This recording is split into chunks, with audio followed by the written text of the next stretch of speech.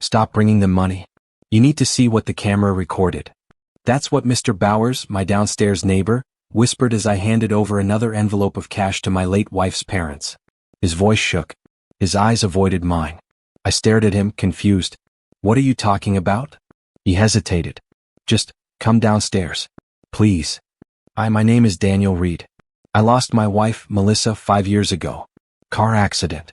It ripped my world in half. Since then, every month without fail, I've brought her parents $10,000. Melissa once told me they were drowning in debt. I thought I was honoring her memory, being the son-in-law she always hoped I'd be. That day was no different. Until I followed Mr. Bowers into his apartment, and he pulled up the feed from the outdoor security camera. It was dated last Tuesday. There, on screen, was my father-in-law, opening the envelope I had just handed him, counting the cash, then smirking, then handing it off, not to my grieving mother-in-law, but to a man I didn't recognize. Younger, confident. The two of them laughed, slapped hands, and walked off together. I felt my stomach twist. That guy's been coming by for months, Bowers said. I didn't want to believe it either. I said nothing. I just kept watching the loop. The smirk. The handshake. The betrayal. That night I didn't sleep. Because if they lied about this, what else had they lied about? The next morning I drove to Melissa's parents' house as usual. Same routine. Ring the bell, smile politely, hand over the envelope. But this time, I didn't let go. Her father, Raymond, looked confused. Something wrong, Daniel? I studied his face, every twitch, every blink. You've been struggling, right? Still drowning in debt. He hesitated. Of course, we're doing our best, but... I let the envelope go. Just wanted to be sure, I said quietly. He smiled, that same smug curve I saw on the footage, and closed the door. I sat in my car, gripping the steering wheel so hard my knuckles ached. My mind was racing. Not with rage. With calculation. That man in the footage, I needed to find out who he was. And what his connection was to them. So I called a friend of mine, Liam, a private investigator who owed me a favor from way back. Send me the video, he said. I'll see what I can dig up. By evening he called back. You're not gonna like this, Liam said. That guy. His name's Evan Marks. He's your wife's ex. They dated before you. And guess what? He was in prison 5 years ago. I blinked. Wait, the year Melissa died? Exactly. The air around me thinned. What the hell was Evan Marks doing in their backyard, smiling, taking my money? And why was that date burned into my memory like a scar? The next evening, I stood outside my garage, staring at Melissa's old journals stacked in a dusty box. I hadn't touched them since she passed. But now, every memory felt suspect. I flipped one open, dated 6 months before her death. Saw Evan again. I hate that I still feel something. It's wrong. Daniel doesn't deserve this. My throat closed. Another entry. Dad says Evan's getting out early. Says he'll help us. My heart pounded. I kept reading. If this works, Evan promised we'll finally be free. Free from what? I dropped the journal. My hands trembled. I called Liam again. I need to know where Evan was the night Melissa died.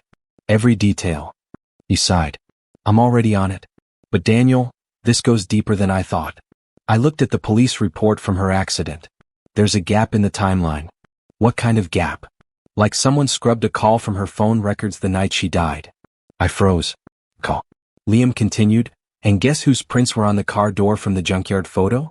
Not Melissa's. Not yours. Evan, I whispered. He didn't reply. I felt something cold settle in my chest. My wife's death might not have been an accident. And the people I'd been handing money to for 5 years might have helped cover it up.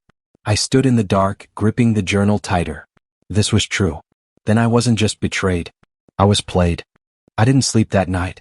I sat in Melissa's old reading chair, staring at her handwriting as if it might whisper the truth out loud. By morning, Liam sent me another update. I traced Evan's location history. Guess where his phone pinged the night Melissa died? Where? I barely breathed.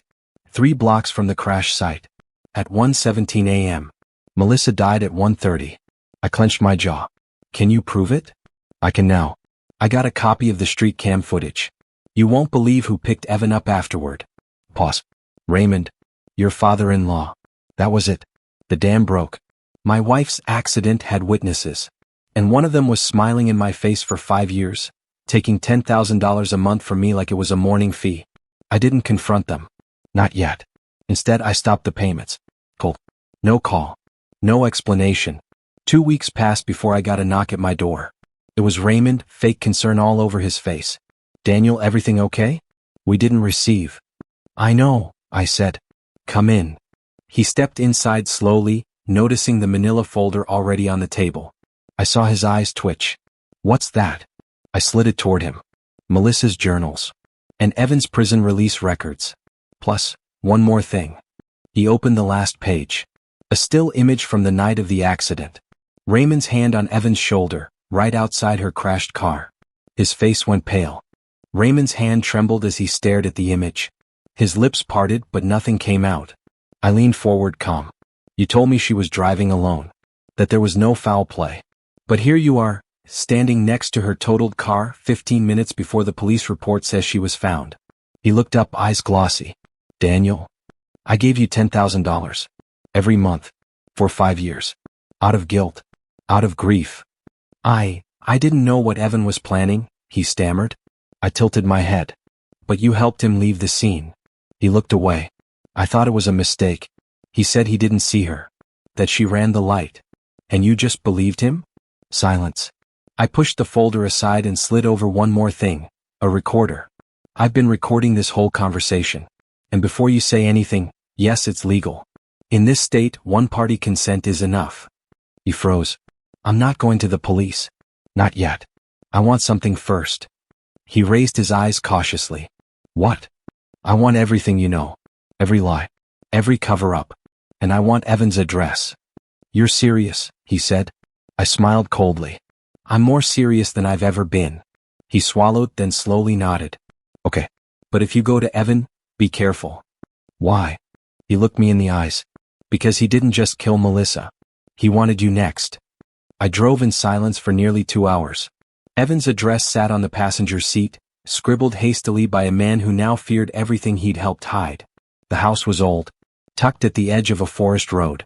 The kind of place people chose when they wanted to disappear. I parked down the street and approached on foot.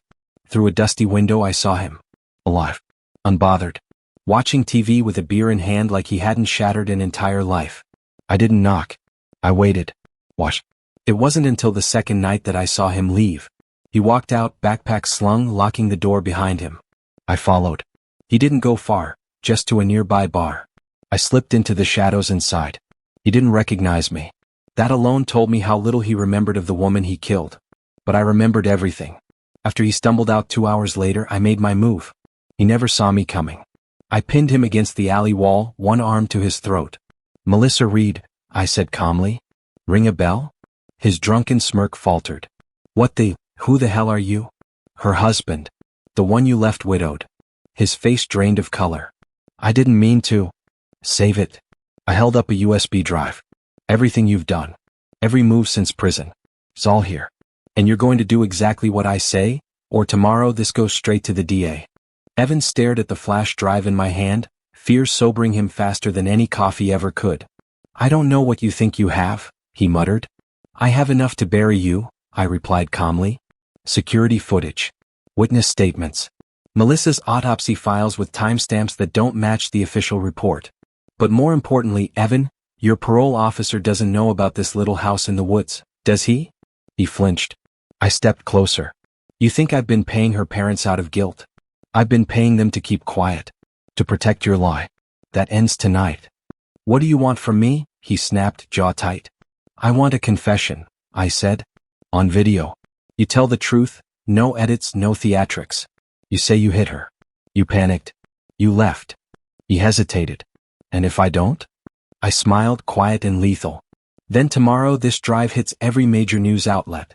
And I make sure your parole violation sends you straight back to a cell. He slumped.